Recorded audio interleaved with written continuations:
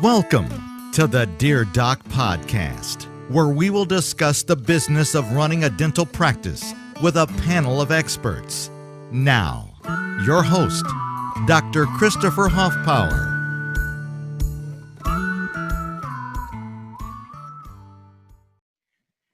Hey guys, thank you for joining us for another episode of the Dear Doc podcast. I am here today with Kyle, not Patrick Francis, and he is going to talk to us a little bit about some of the ways that you can protect your profitability and your cash in your practice during this downturn.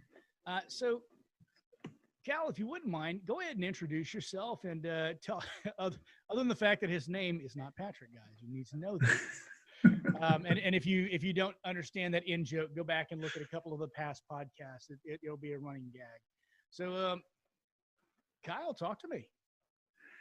So Kyle Francis started in the dental field back in 2005. Started with Henry Schein, which was Sullivan Schein at the time. I was selling equipment for him. Slowly but surely, after trading services for quite a few years, I started up a company in 2007 to transition practices. So over the last, 13 years or so, we've done transitions for about 350 practices.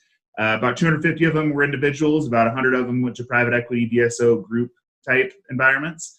But really, I started up the company as a consulting company to start out with, just because I was trading services. So I guess I kind of still got a little bit of that mindset whenever I'm talking with docs. So I'm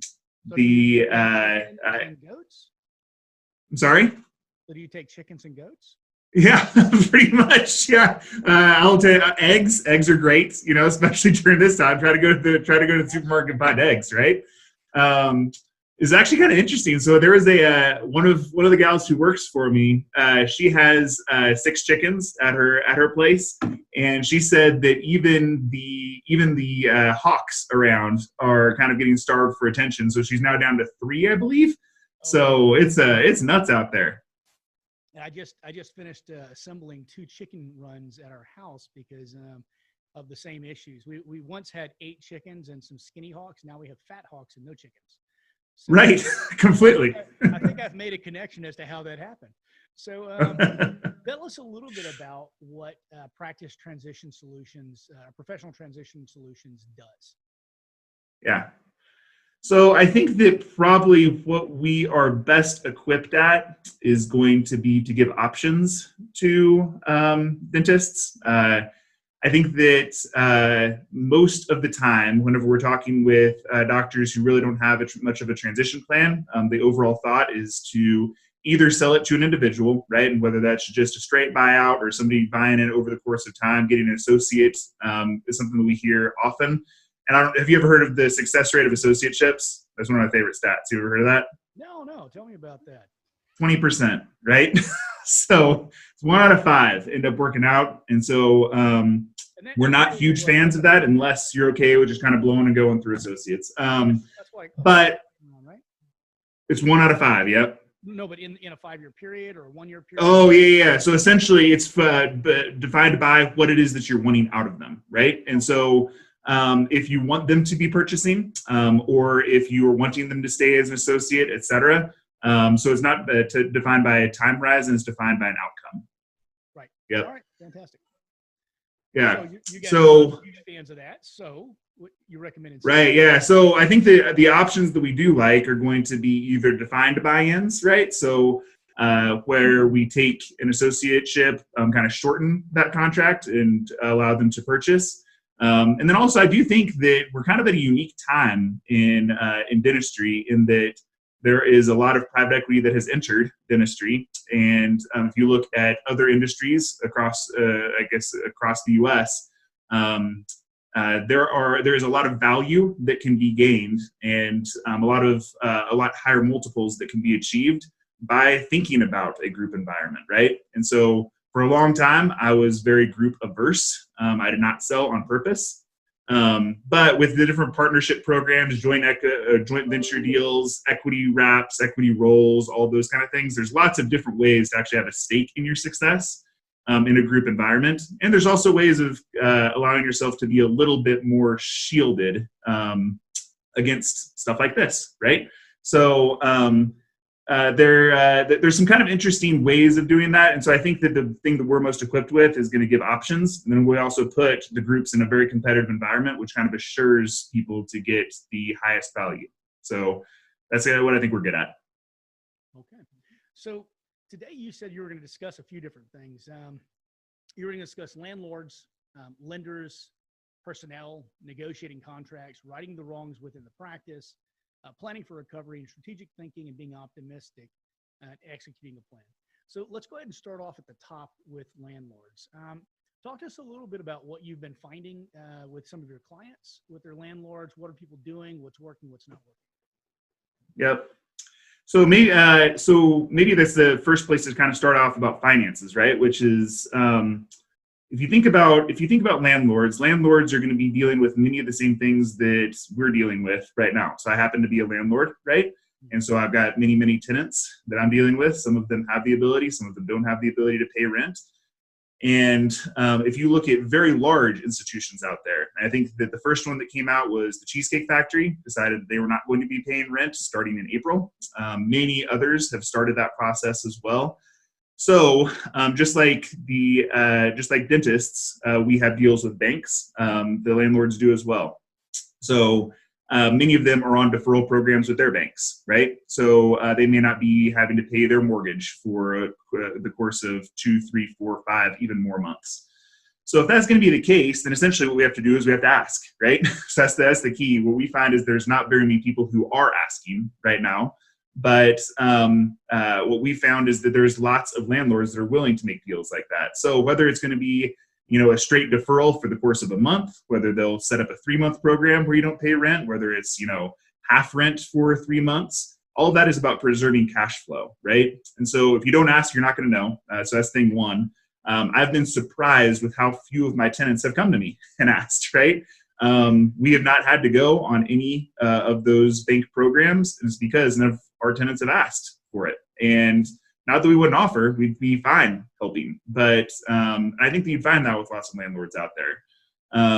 I can't tell you how many people that I've heard from that have just asked the simple question, the landlord saying, okay, yeah, we'll go ahead and go half rent for 3 months, right?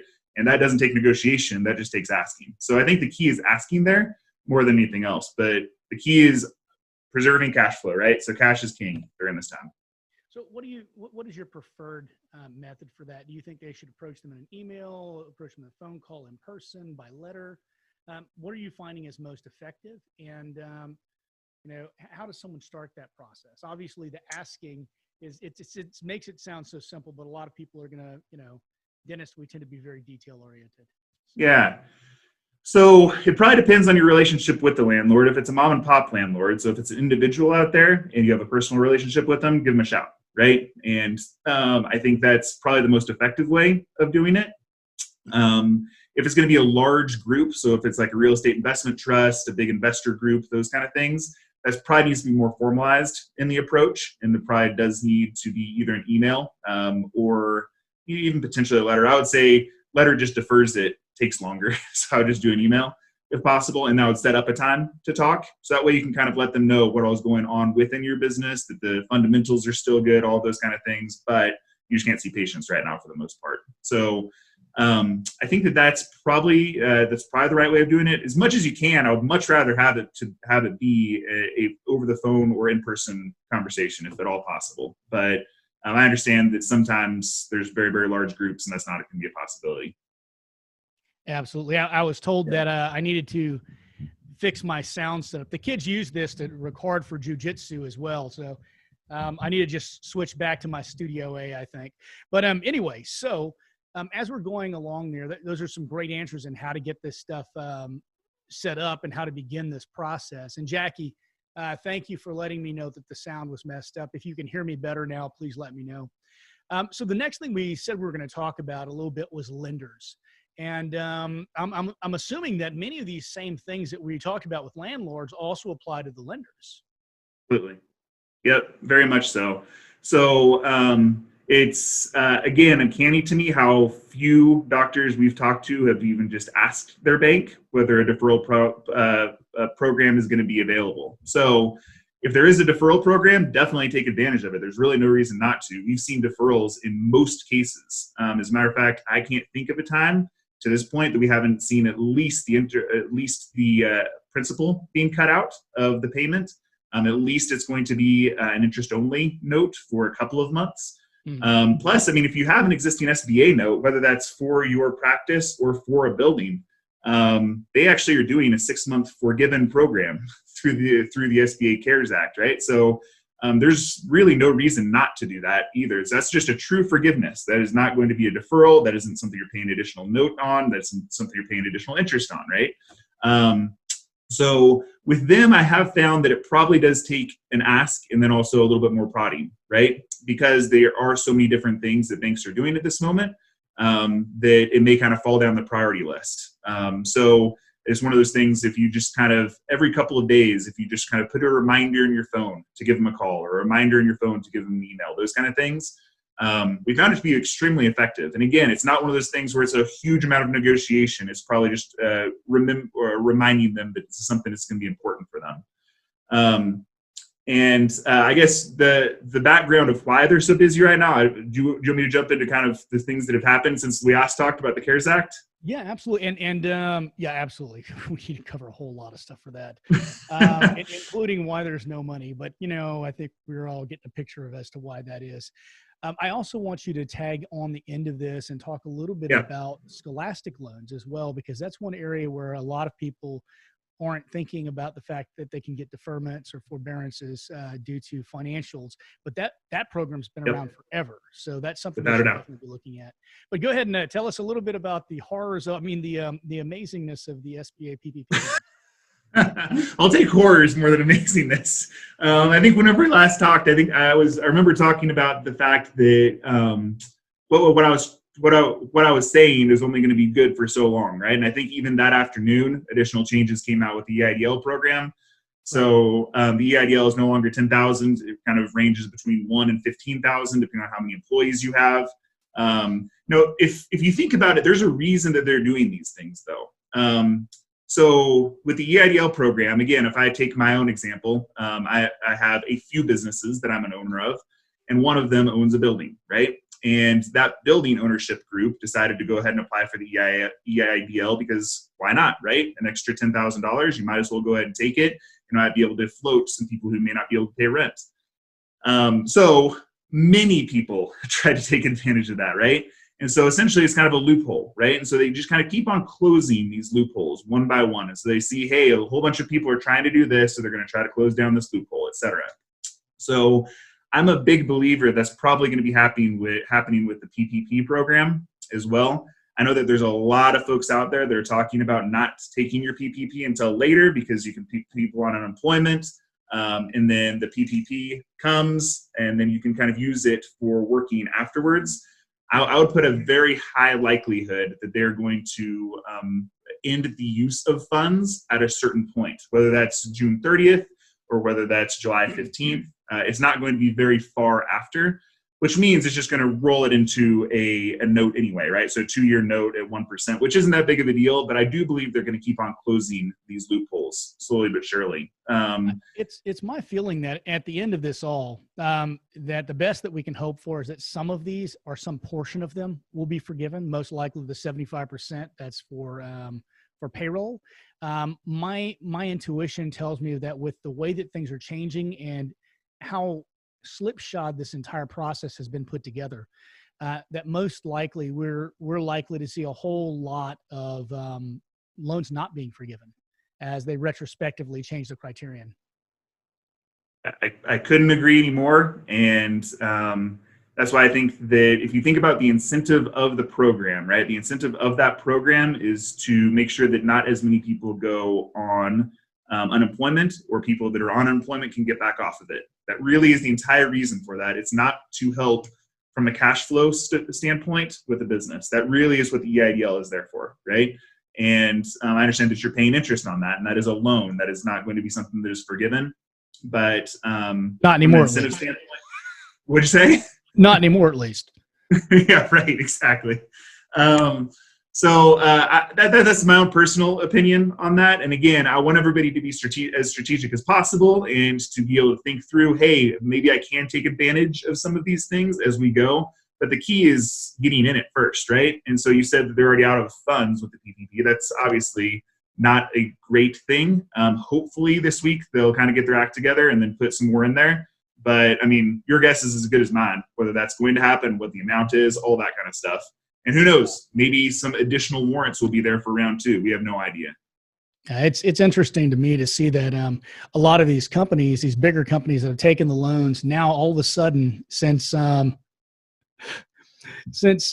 they busted Ruth Chris, now the Shake Shack has come out and said, "Oh, we're going to give back the $10 million that we got because we feel bad about it. You guys should have it." It's a bunch of scrambling for PR control. So, yep. I read there's a whole bunch of licensing businesses that is going to be really interesting as well. So I mean, you can't do it if you're a franchise, right? You can't do it if you have venture capital funds for the most part. But from a licensing standpoint, there's a lot of companies out there that license big names. And is it possible that all of them can take advantage of it as well? It is going to be really interesting to see how it all works. But they flew through that first 350 though. But isn't that like half of what Trump's business is licensing of his name? That makes me, I just can't wait for this fiasco to all come full circle. It's going to be interesting. No political posts on TBOD, people.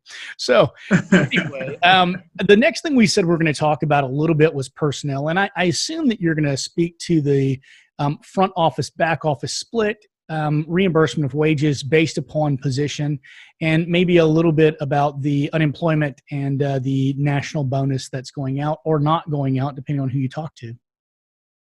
Yeah. So first things first, I think that the key is to have a plan, right? And everybody's plan is going to be different on this.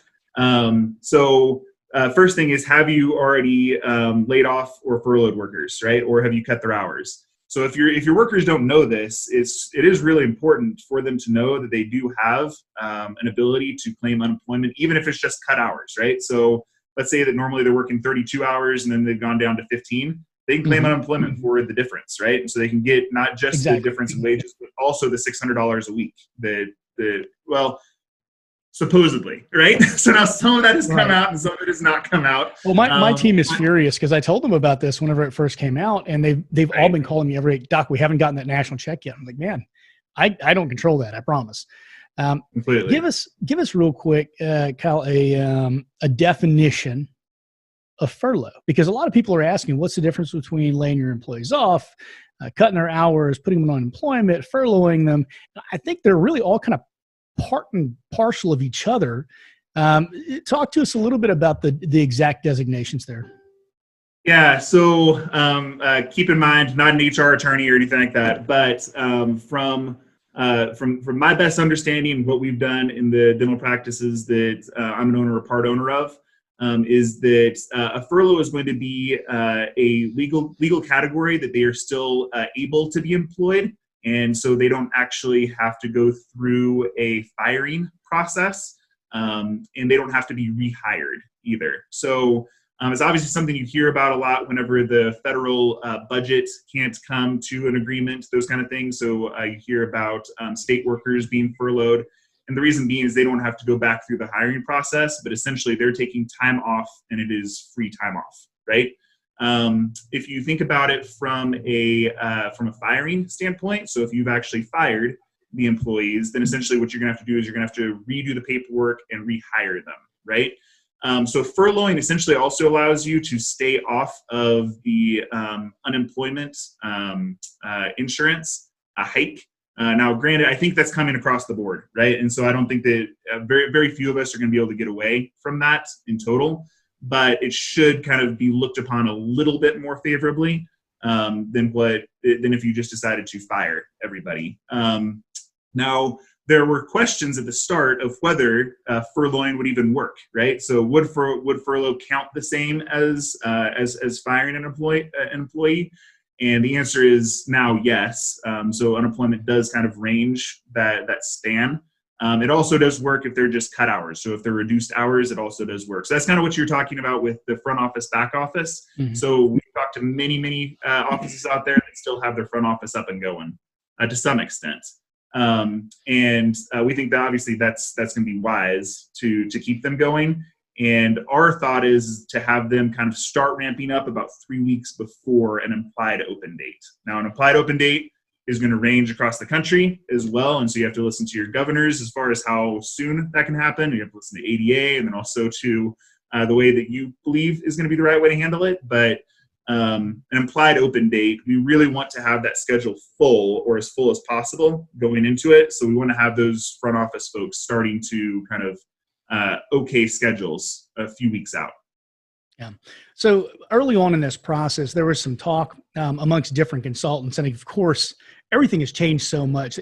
Folks, please, if you heard something from someone, they were probably trying their best to give you the truth. Because frankly, these things have changed so much that it's nowhere near similar even to what it was whenever it came out of Congress. Yep. So there was some indication that front office versus back office may or may not be paid for with the PPE loan. And that some team members may or may not be reimbursable or forgivable under that. Do you know anything to that extent? I know that we talked a little bit about that the last time. Is that still true? What are the indications now? Yeah, so everybody's going to be okayed for it. I think that the main the main caveat there is going to be for your associates. Your associates, if they're making more than $100,000 a year, which hopefully they are, then or I guess maybe hopefully they're not for EBITDA purposes. I don't really know. So so if they are making more than $100,000 a year, they could only be captured up to $100,000 a year. So you can only give them a payment of up to that $100,000. Anything above will not be reimbursed. Beyond that, anybody is going to be eligible. Okay. Let's see here. Our next thing, the negotiating contracts. Let's talk a little bit about that. Yeah. So we've had a whole bunch of different experiences whenever it came to the effectiveness of going to other businesses and trying to figure out a way of reducing overhead, right? So that's kind of what we're doing. So if we're playing the cash is king game, we want to make sure to reduce as many of the different expenditures that we have on a monthly basis because we don't have nearly as much revenue coming in. The easiest ones are obviously variable expenses, right? So your labs and your supplies, you're only paying for those whenever you actually need them, right? And so those aren't going to be very hard. The ones that are going to be harder are going to be recurring contracts. The ones that we've seen very, very little movement in is going to be practice management softwares just because they're still being used, right? And so if they're still being used to some extent, whether that's for canceling patients, whether that's for reappointing patients, or whether that's for the emergency patient that comes in, they have to be tracked some way through the system. We have not seen any reduction there. And I don't know if you've heard of any reductions of practice management. Okay, yeah, I haven't either. The ones that we found a little bit more wiggle room with are going to be marketing groups. We have seen people either go on deferral there. So like, let's say that you're spending $4,000 a month with a marketing company that's doing AdWords, SEO, Google Analytics stuff, and then maybe also dropping postcards every once in a while. What we found is that maybe you don't have to take all those services and just kind of a monthly stipend might be paid, right? Like a $99 stipend to kind of keep that contract rolling.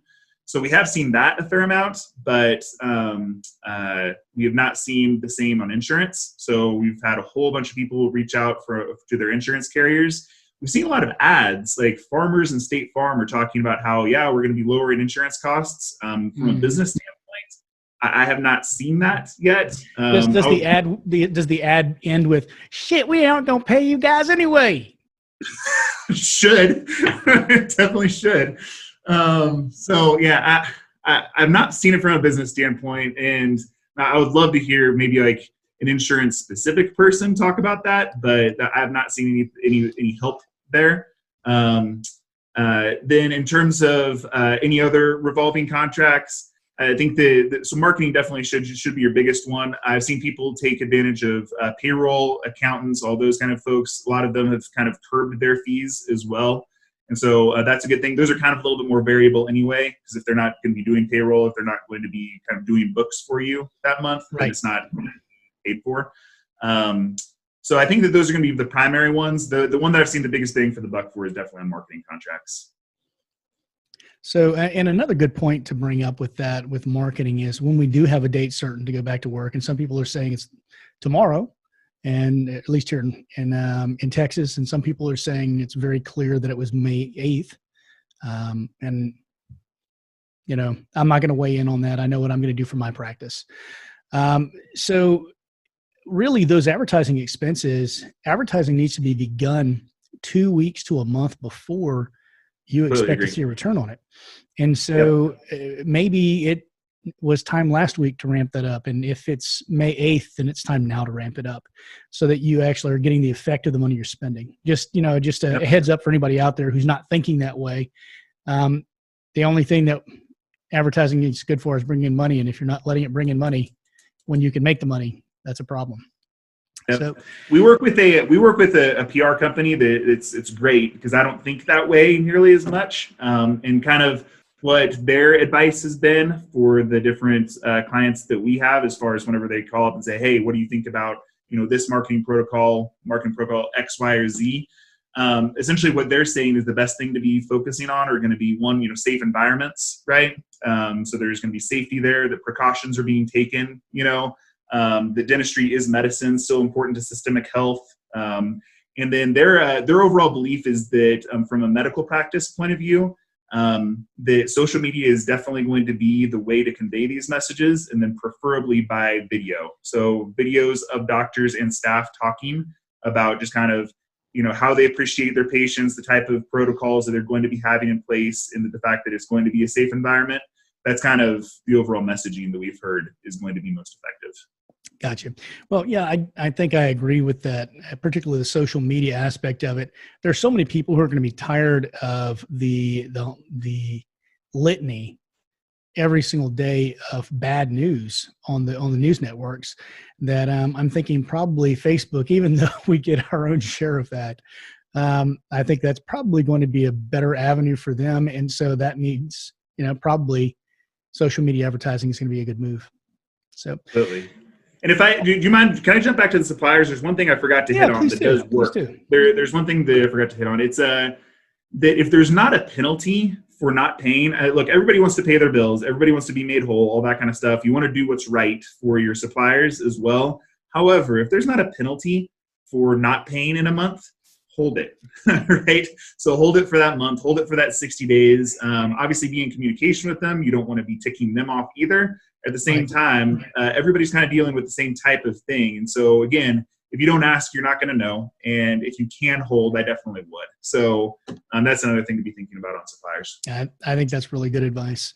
The next thing we said we were going to cover was righting the wrongs in the practice. And by that, I'm assuming you mean you already know shit's broken. This is a great time to fix it. Yeah, completely. Talk just a little bit about that, Cal. Yeah, so if you think about it, one of the reasons that it's hard to make change is because you're dealing with the practice every day, right? And so whenever you have that day-to-day management, it's really, really hard to kind of incentivize people to make that change and then to have that change last as well. So a couple of things that we've thought about in terms of kind of interesting changes to make are going to be one, if you don't have the hours that you're looking for right now, right? So like, let's say that you're working Monday through Friday, 8 to 5, right? Is that the best way of capturing the patients? Should you end up starting earlier one of the days? Can you start later a few of those days, right? Does a Saturday make sense, right? We worked with a practice out in Washington. It was a 4-location practice, and he said that out of those 4 locations, every single one of them, their busiest day, surprisingly enough, was Sundays, right? And look, there's different ways of optimizing a schedule, and there's different ways of letting patients come in. I can't tell you the amount of perspective. What we've done, a couple thousand prospectuses. The people who have later hours always say those are the first ones filled. The people who work on Saturdays typically say that once you kind of offer it, patients love those Saturdays. Now, granted, if it's, you know, a bluebird day with 12 inches of powder, like, it's going to crash, right? But for the most part, it really does work. So is now a good time to kind of think about that new schedule, right? I also think now is an interesting time to think about hygiene as well. So hygiene is going to be one of those deals where we will have missed a full month, if not multiple months of hygiene appointments. How do we fit them back in, right? Well, it's not just that. It's not just that. Your insurance reimbursement is based upon very specific dates. And so that's going to have some effect right there just on your reimbursement. It's going to actually have a stagger effect for the next few years. Completely. Yep. Couldn't agree more. And so if that's going to be the case, and we know that we have like a huge hole in the future, kind of on 6-month rotations in March and April. So first of all, we need to ramp up marketing to make sure that we fill those appointments. But then we also need to have the capacity in the months afterwards. So you're talking about, call it June, July, and then the 6-month inverse of that, in order to make sure that you can handle that hygiene. And so is it a good time to start thinking about 50 minutes or 45-minute appointments for hygiene? Is it a good idea to think about assisted hygiene protocols, right? In the interim, this is only going to work on cycle 1, but is it going to be worthwhile for the doctor to help out during that time a little bit, right? Now, don't get me wrong. I can tell you how many doctors I've talked to that are saying, no, there's no way in the world I'm going to be doing that, right? But for round 1, could it be helpful, right? Can we kind of put on big boy pants for a month and do it, that kind of stuff. So that's it from an hours standpoint. I mean, I do think that it's going to be really interesting from a hygiene perspective. It also is going to really show the fact that we don't have nearly enough hygienists out there. So hygiene is one of the hardest things to hire for, or hardest positions to hire for in the entire country. If we do have this big of a shortage, which if you talk to folks at Dental Post and other places, that we do have this type of shortage, makes me wonder what's going to happen to wages too, as that capacity ramps up. Well, So the wages were already pretty high, and I'll tell you, a lot of these hygienists, coming from my position, having hired one right before all this happened, a lot of them were basically banking job offers. They would take 3 or 4 different jobs and then just no-show all the ones who didn't offer them the highest without even calling. It was pretty crappy, but I think that in a very real way, those hygienists who were staying on these temporary assignments so that they could just, have this leisure lifestyle that they wanted and make good money doing it. I think a lot of them are going to realize the cost of that, because I've spoken to a couple of them where they're realizing how much they've lost out because they're not getting PPP. They're not getting anything. They're staying at home broke because no one's cleaning teeth right now, or very few. I've also had a couple of doctors who reached out to me who said that they're really loving this new lifestyle. And they're considering just laying off their hygienist forever, just moving their pro fees to once a year. So I think there's going to be some unforeseen changes. I'm not recommending any of those actions, but it is interesting to see how different doctors' minds are working in different directions to cope with these problems. So we'll see how things shake up. Well, if I can encourage people to take more of an abundance mindset than kind of a scarcity mindset, it will behoove you in the back end, just because this is the time where growth really occurs, is coming out of crises like this. And if you are strategically thinking about things, then big moves can be made. So if we kind of go back to the idea of, okay, so what kind of changes could be made? I mean, I can't tell you how many folks have also talked to me about same-day treatment, right? And they just haven't been able to figure out a good protocol of putting in same-day treatment. Now's a great time. Figure out that protocol, implement it, and now have it be forever and ever amen, right? Particularly if you're going to be charging some sort of an additional fee for additional PPE or different preparations and things like that, or for COVID testing, it would really behoove the patients if you tell them, hey, look, we have to charge this fee every time now for every procedure. Why don't we go ahead and lump a couple of those together so that it costs you less in the long run? And I think that probably that's going to be a good selling point. Yeah. So, and you kind of stole the last part of what I was going to talk about, which is some great. I'll take it back.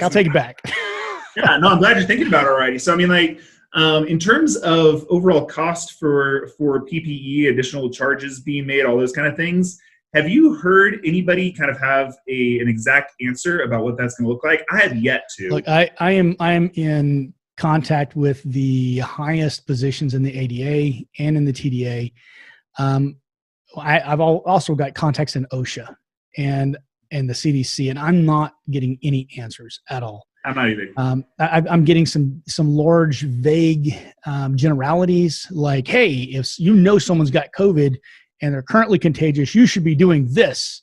And my thinking is, hey, I'm not treating them. Hey, they're going to stay at home. But that does call to question our entry procedures into the practice now. Let's say I've got Miss Jones who comes in and we say, hey, Miss Jones, fill out this questionnaire. Have you traveled out of the country? Blah, blah, blah, blah, blah. Do you know anybody who's got COVID? Have you been around them? Okay, great. The answer to all of those was no. Let's go ahead and let's take a snap test and let's see what your antibody response is. Look, it shows that you have antibodies now, but you don't have the antibodies that show that you've recovered and gained humoral immunity. So let's go ahead and reschedule this for 2 weeks when you should have recovered. That, I think, is going to be the new standard of entry into dental practices. Now, frankly, it's too little because this is not the only danger out there. But I see that as perhaps a starting point of something very different in dentistry, where we screen patients for a multitude of diseases, a multitude of illnesses, and we take a bigger part in medicine rather than just being tooth mechanics. The difficulty there is I ran 2 polls this past 2 weeks, just to see where dentists' minds were, and 80% of dentists said that they plan to change nothing at all coming out of this, which, as a person who studies business, I'm horrified by, because this is such an opportunity for growth in the practices. Agree. Man, that is fascinating and horrifying both. Jeez. And the other thing is I actually polled them, and 95% of dentists believe that dentistry should always be separated from medicine. So with that mindset, it's difficult to see how things will play out. I was curious just to see what people were thinking, and it's evident that many think very, very differently than I myself think. So, and so I've thought about it from an intake point of view, and so I've thought about whether we need to have the new healthcare questionnaires, whether we need to have new entry procedures, all those kind of things. Whether that's just going to be taking temperature, whether it's going to be doing a certain amount of testing. I'm with you on the different types of diseases as well, what kind of how those entry procedures could look like. Right. I love how you said that is that dentists should have a bigger part in medicine in general. I love that in total, because if you're more of a believer of when this happens again, not but if, but when this happens again, that's going to provide a huge amount of safety, having us more wrapped into an overall medicine environment than just kind of on the outside looking in. So, that's I love that overall idea. That's really cool. Well, thank you. Yeah. Credit where credit is due, right? Well, we're having our little mutual admiration club going on. Well, all right, folks, we have a couple more things to discuss here, and this one really kind of plays right into what we've been talking about, which is we're planning for the recovery. All journeys are best made with a route mapped. I'm a huge believer in that, and if you have a vision for where you want to go with your practice, you can plan backwards from that.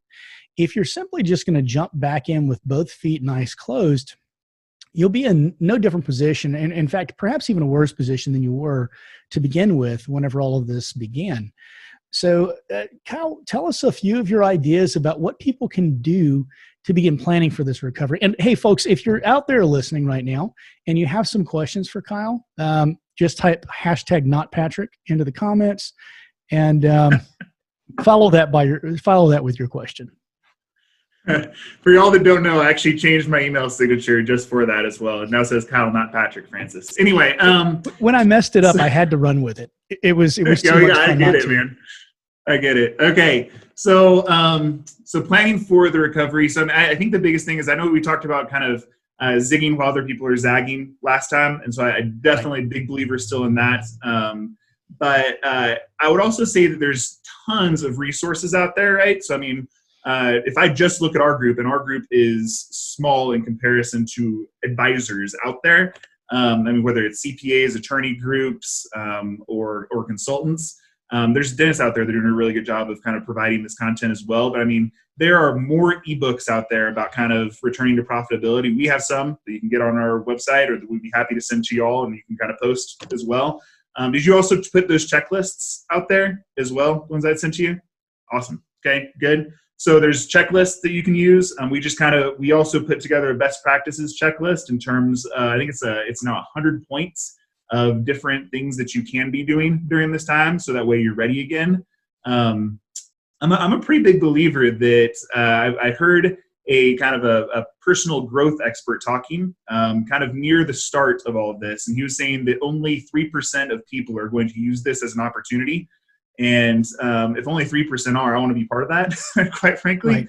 Right. I guess being opportunistic is, if you see an opportunity, be willing to make the jump, right? If you don't see that opportunity, kind of start thinking strategically and start planning to see what else could be out there, right? So whether that is something as simple as changing hours for better patient acquisition, or whether that's going to be something kind of more intricate, which is going to be intake procedures, right? Which I think is fascinating. I want to think more about that.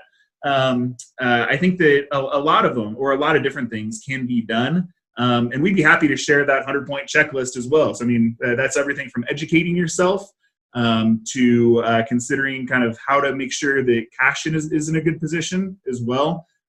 Unique things that you can be doing with your funds. Like, what else can you do other than PPP and EIDL? Did we talk about last time how you can take from your retirement with no fees right now? I don't know. Did we talk about that at all? We didn't. We did mention a bridge loan, and I've gotten a couple of questions about that. I thought it was pretty self-explanatory because it's right on the SBA website, but if you want to mention that as well. So again, if you don't want to be taking out the loans, there's ways of just kind of lending yourself money as well, right? So you can take a loan against your 401k, right? And so you can use that here. You can also just take funds out of it, right? Now you still have to pay taxes if you didn't pay taxes on it beforehand, so that's going to be income. However, there's no fee to do so anymore as well. So if you're just super, super, super debt averse, which sometimes I fall in the category of, you can do that. And so let's say there are kind of hundreds of thousands of dollars there that you can use that for floating too. Find an equity partner is going to be an interesting way of kind of handling this as well. I think in the last 2 months, we've had something like 40 practices come into our ecosystem and start to work with us. And so could it be you can use this as a diversion from risk, right?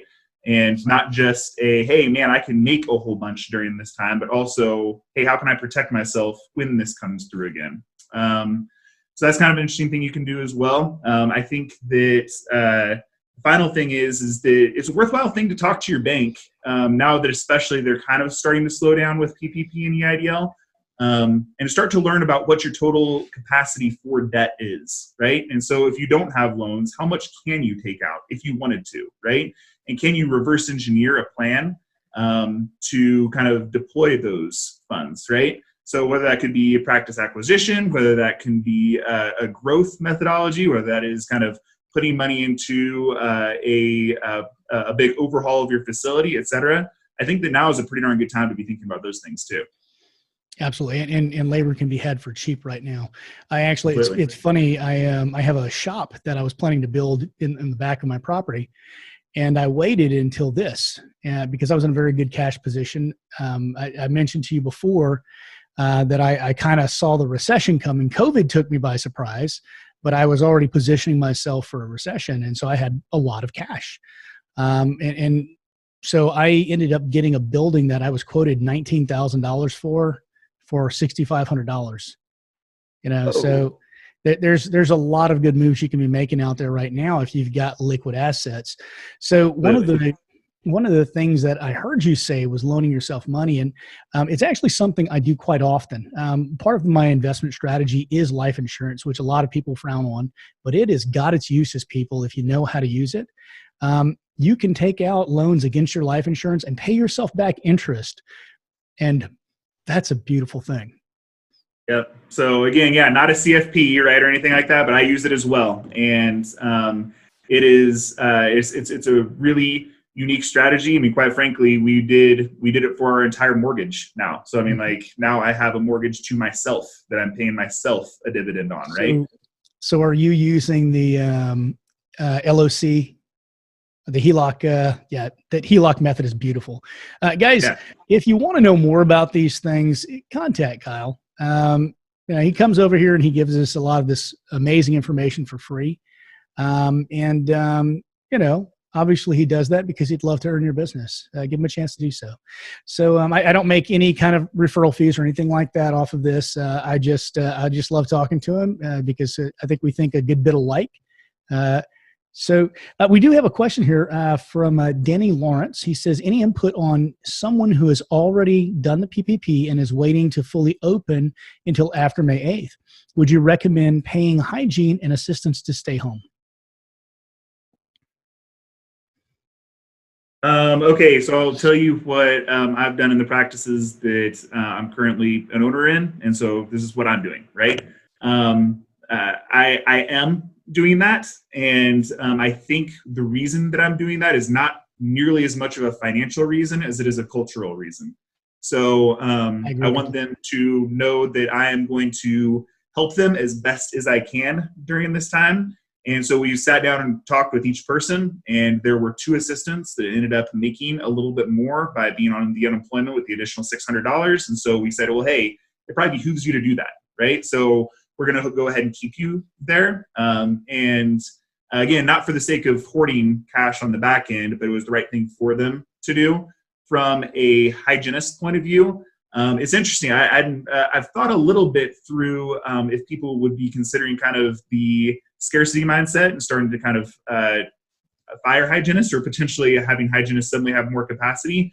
I still think it's probably more likely that there's going to be a huge problem with finding hygienists on the back end. And so I would probably prefer, if I like them, to pay them. Now, that could be a good way of kind of letting them go and find something else as well, if that's not something that you really appreciate, right? So so that's what I have done personally, but it's much more of a cultural thing than it is going to be a financial question for me. So, Kyle, this begs a question that's been floating a lot through the groups, and that is, what is the proper reaction for those people who are changing something? Several people have said that they're going to do the deep dive and take more PPO insurances, go into more networks because people are going to be poor. Several people have said, hey, with the increased cost, that makes no sense. I'm going to dive into fee for service or out of network. And some are just saying, hey, I'm using this time to renegotiate with insurances. And still others are making some really great points about large businesses needing to cut costs. And the first thing that's going to go is dental insurance and vision coverage. So what are your thoughts? Pull out your crystal ball for a moment and tell us what you're thinking there. Well, so I'm going to give one of the brokers who works with me, Kim McCleskey, credit for this. Something we talked about a fair amount this last week as a team of just kind of, okay, so what is going to be the prevailing winds after this? And again, crystal ball completely, right? And so I think the camp that I'm going to be most closely aligned to right now is going to be that I do think that it's going to be likely for large businesses to be cutting costs. And I do think that what they say 1 in 5 employees have been laid off at this point.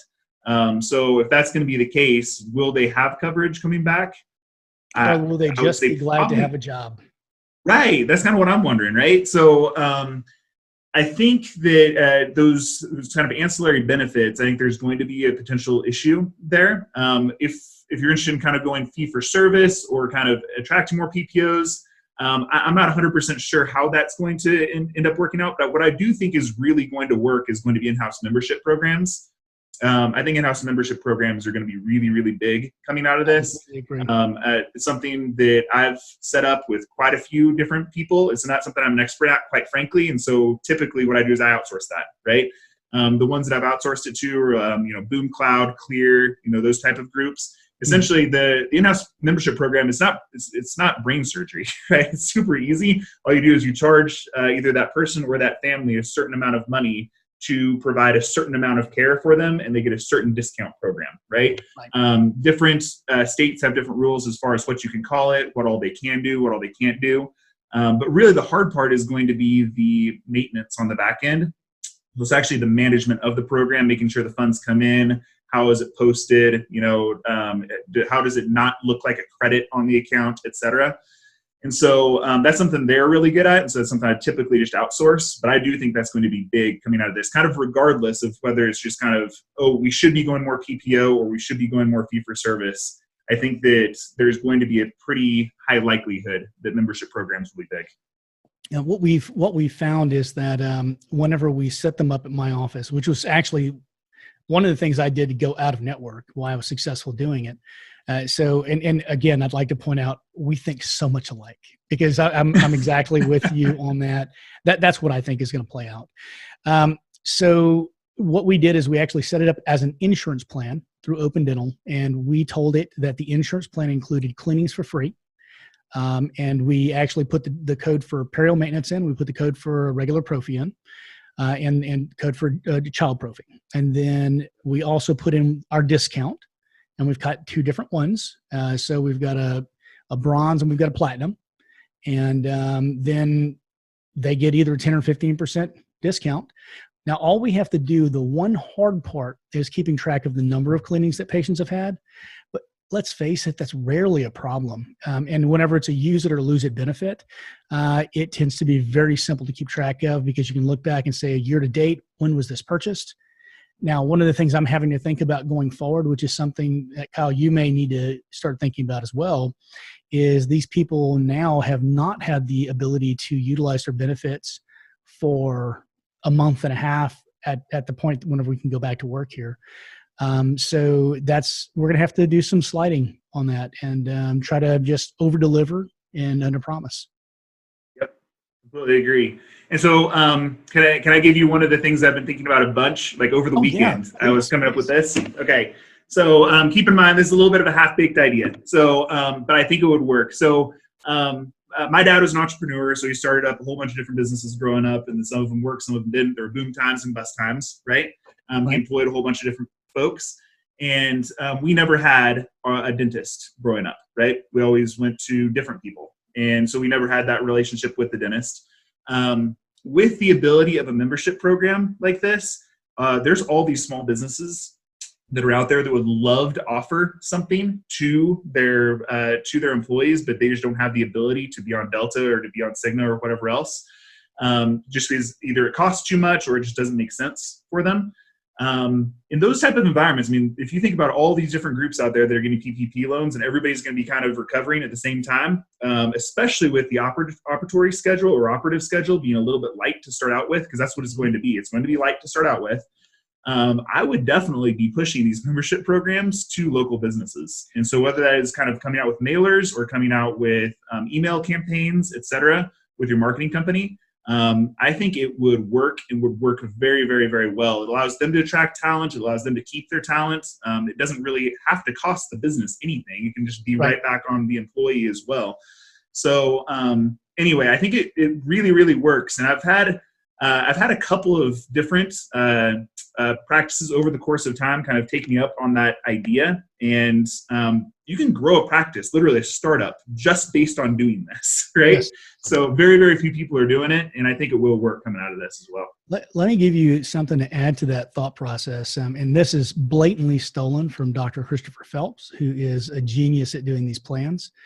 And if you haven't read his book on them, you should. Yeah, he's good. Yep. So what he does is he goes around to those same local businesses, and not only does he offer them the plan for their employees, he says, how would you like to be in our mailer that we send out with this plan? How would you like to put some coupons in there? And so you're actually increasing the business for the company while you're signing their employees up. It's an interesting thought. This is so distracting. I'm so used to having a beard, and every time I turn, the light shines off of my face. It's kind of weird. Now I understand why women do all the powder stuff, you know? That's funny. I haven't done it that way. What I have done is like real estate agents locally, and so especially buy side real estate agents, so the ones who are going to be showing houses to people moving into the community. A lot of times they're going to be giving gift bags, and you allow, let's say, you give them a couple of tchotchkes, that kind of thing, and then also something like, hey, you can also become a part of this dental membership plan. It's right down the street, that type of thing. That typically works out really well. I've found that title companies work really, really well for that too. They're always looking for different things they can be giving their buyers. So very cool. That's a good idea. Yeah. Yep. Hey, give away a couple of free membership plans, and all of a sudden you've got an unpaid salesperson. Yep. Exactly. Yep. I love it. All right, folks. Well, we're out of time for the day. Thank you all so much for joining us here.